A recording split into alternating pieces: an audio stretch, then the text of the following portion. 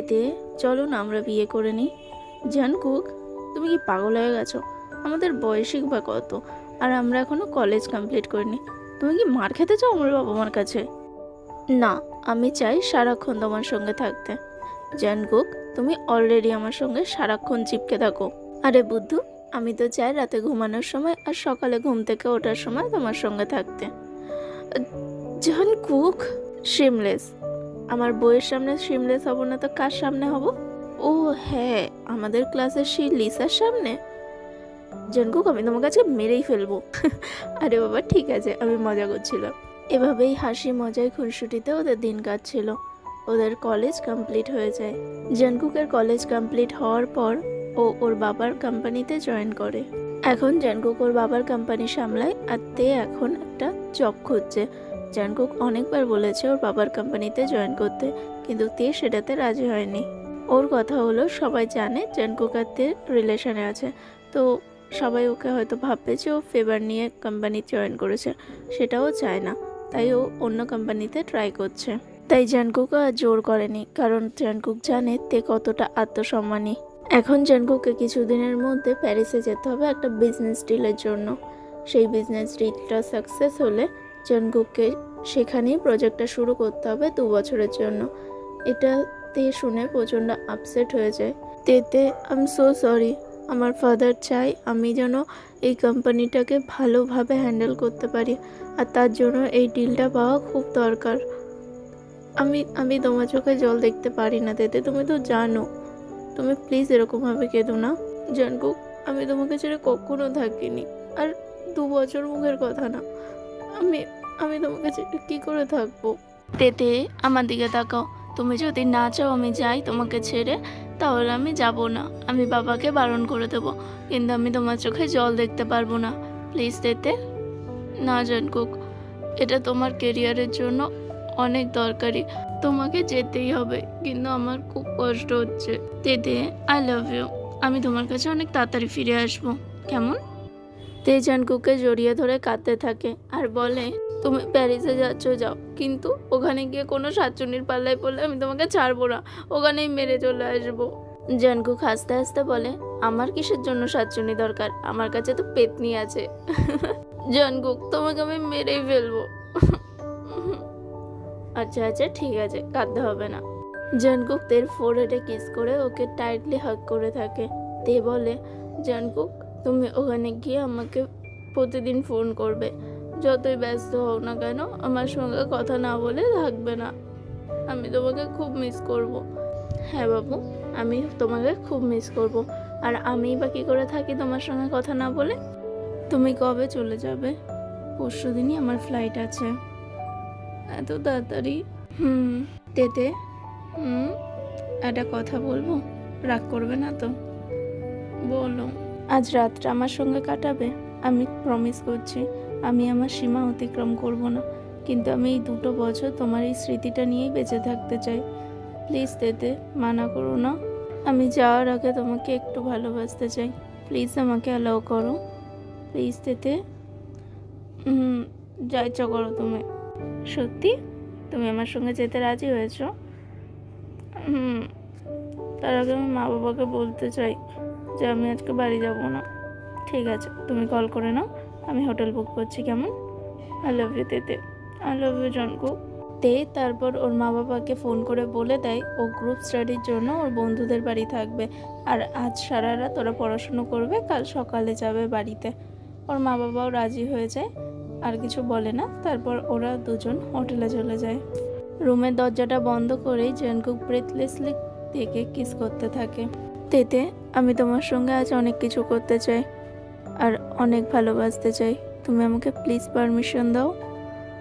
I promise আমি তোমাকে heart করব না, আর না নিজের সীমা অতিক্রম করব, কিন্তু আমি তোমাকে ভালোবাসতে চাই। তে কিছু বলে না। জানকুক আবার বলে, তে, আমি তোমার জন্য অপেক্ষা করছি।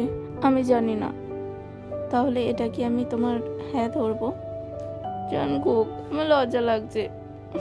Okay baby, come here. আর তারপর যা হয় তোমরাই দেখে নাও, আমি আর বলতে পারছি না।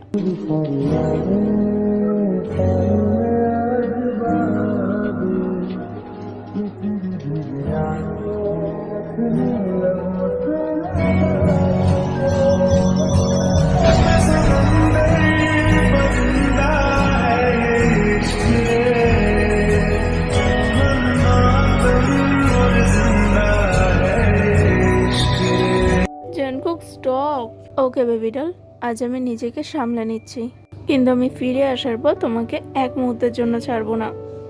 জানকুক, তখন এটা তখন দেখা যাবে, সরো, আমার খুব ঘুম পাচ্ছে। ওকে বেবি, ঘুমিয়ে পড়ো, আমি আসছি। কোথায় যাচ্ছ?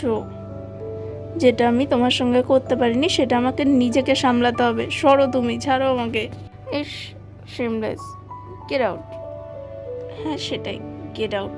আসলে জানকুক তের সঙ্গে রোম্যান্স করেছে, ওর সঙ্গে ইন্টিমেট হয়নি, তাই এখনও নিজেকে সামলাতে যাচ্ছে।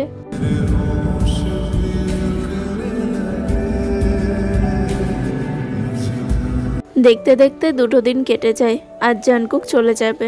তে আজ ভীষণ আপসেট। ও তো জানকুককে ছাড়তে এয়ারপোর্টেও আসতে চায়নি, ওর ফ্যামিলি ওকে জোর জবরদস্তি করে নিয়ে এসেছিল জানকুকের সঙ্গে দেখা করানোর জন্য।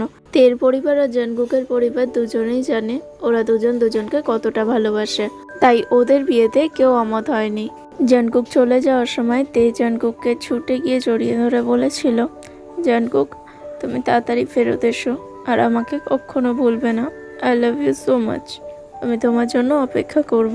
আই লাভ ইউ টু তেতে, আমিও তোমাকে খুব মিস করব, আর আমি যত তাড়াতাড়ি পারবো তোমার কাছে চলে আসব। চিন্তা করো না কেমন, আর নিজে সবসময় খেয়াল রাখবে। তেতে এবার ছাড়ো, আমাকে যেতে হবে, টাইম হয়ে যাচ্ছে, আর তুমি লক্ষ্মী মেয়ে হয়ে থাকবে কেমন। তারপর জানকুক 2 বছরের জন্য প্যারিসে চলে যায়। এদিকে তের অবস্থা প্রচণ্ড খারাপ হয়ে গিয়েছিল জানকুক চলে যাওয়ার পর। 2-3 দিন কিছু না খাওয়ায় ওর শরীর প্রচণ্ড খারাপ হয়ে গিয়েছিল। তারপর জানকুক তেকে বুঝিয়ে সুঝিয়ে খাইয়েছিল। তারপর থেকে জানকুক প্রতিদিন তেকে ফোন করে, ওর সঙ্গে কথা বলে ওর সঙ্গে সময় কাটায়। এইভাবে 8টা মাস চলে যায়, কিন্তু তারপর থেকে জানকুকের এত কাজের চাপে ও তেকে আর সময় দিতে পারে না। জানকুক ওর সঙ্গে কথা বলে না, এটা নিয়ে তে প্রচণ্ড ডিস্টার্ব ছিল।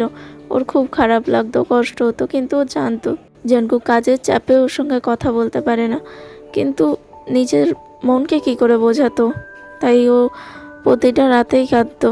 কি আর করবে, ভালোবাসার মানুষ দূরে থাকলে যা হয় আর কি। এখন তে বড় একটা অফিসে চাকরি করে, ওরও কাজের চাপে এখনও জানকুককে একটু ভুলে থাকতে পারে। মাঝে মধ্যে খুব মন খারাপ হলে জিমিন, সুগা, ন্যান্সি, জেহোপ, কাই ওদের সঙ্গে বসে আড্ডা মারে, গল্প করে। এইভাবে আরও কিছু মাস কেটে যায়। এর মধ্যে জানকুকের সঙ্গে যেটুকু কথা হতো এখন সেটুকু আর হয় না। বলতে গেলে জানকুক এখন মাসে একবার ফোন করে তের খবর নেয়, এদিক ওদিকের কথা বলে, আর কিছুক্ষণের মধ্যেই ফোনটা কেটে দেয়। এদিকে সুগা আর জিমিনের বিয়ে ঠিক হয় 3 মাস পর, তাই জিমিন নিজের বিয়ের সমস্ত দায়িত্ব তেকে দিয়েছে, আর তে এখন ভীষণ ব্যস্ত। সুগা বিয়েতে জানকুককে ইনভাইট করেছে, কিন্তু জানকুক বলে দিয়েছে ও আসতে পারবে না। এখন আর তে আগের মতো নেই, তের মধ্যে সেই বাচ্চামো ভাবটাও এখন যেন হারিয়ে গেছে। ও এখন প্রচণ্ড ম্যাচিওর হয়ে গেছে। একদিন জিমিন তেকে বলল, তেতে তুই নিজেকে দেখেছিস তোর কি অবস্থা হয়েছে? জানকুক যাওয়ার পর থেকে নিজের তো কোনো খেয়ালই রাখিস না, তুই হাসতে খেলতেও ভুলে গেছিস। আমার বিয়ের সমস্ত দায়িত্ব তুই পালন করছিস, কিন্তু তোর মধ্যে কোনো এক্সাইটমেন্ট ভাবটাই নেই। কোথায় গেল তেতে তোর সেই বাচ্চামো রূপটা? আই মিস ইউ তেতে, প্লিজ ঠিক হয়ে যা, জানকুক ফিরে আসবে তোর কাছে। আমি আমি ঠিক আছে জিমিনা, আমার কি হবে, পাগল নাকি? তেতে, আমি তোর বেস্ট ফ্রেন্ড, আমি জানি তোর কখন কি হয়। আমি অনেক দিন ধরে রক্ষা করেছি, আমি কিছু বলতে চাইনি, কারণ আমি ভেবেছি তুই নিজেই ঠিক হয়ে যাবি, কিন্তু এটা বাড়াবাড়ি হচ্ছে তেতে। জিমিনা, আমার খুব কষ্ট হচ্ছে। আমিও তো কাজ করি বল, তুইও কাজ করিস, সুগাতাও কাজ করে, তাহলে জানকুক এমন কত কাজ করে যে ওর আমার জন্য একটুও টাইম হয় না। তেতে, ইটস ওকে, ও তো তোদের ভবিষ্যতের জন্য এত কিছু করছে। হ্যাঁ জিমিনা, আমি জানি, কিন্তু তাও আমি নিজেকে সামলাতে পারি না। আমার মাঝে মধ্যে মনে হয় হয়তো ওর জীবনে অন্য কেউ চলে এসেছে, হয়তো ও আর আমাকে ভালোবাসে না। তেতে প্লিজ, কি বলছিস এসব? তুইও জানিস জানকুক তোকে কতটা ভালোবাসে, এরকম বলিস না প্লিজ। তাই যেন হয় জিমিনা, ওর জীবনে যেন অন্য কোনো মেয়ে না আসে, না হলে আমি শেষ হয়ে যাব, আমি ওকে ছেড়ে বাঁচতে পারবো না। দিতে ইটস ওকে, এরকমভাবে বলতে নেই। তুমি আমার না লক্ষ্মী মেয়ে, হুম, এরকম বলতে নেই। আচ্ছা ঠিক আছে, আমি জানকুকের সঙ্গে কথা বল। না জিমি না, তুই ওকে কিছু বলিস না প্লিজ, ওকে ওর মতো ছেড়ে দে। আমি ঠিক আছি, আমি আজ থেকে তোদের জন্য হাসবো, তোদের জন্য বাঁচবো, কেমন? ঘুমিয়ে পড়তে দে, আজ আর বাড়ি যেতে হবে না, তুই আমার সঙ্গে থাকবি আজ, কেমন? হুম, ঠিক আছে। দেখতে দেখতে ইউনমিনের ওয়েডিং ডে চলে আসে, আর জানকুক গেছে প্রায় 13 বছর হয়ে গেছে। তে আজ খুব ব্যস্ত, একা হাতে জিমিনের সমস্ত বিয়ের কাজ সামলাচ্ছে।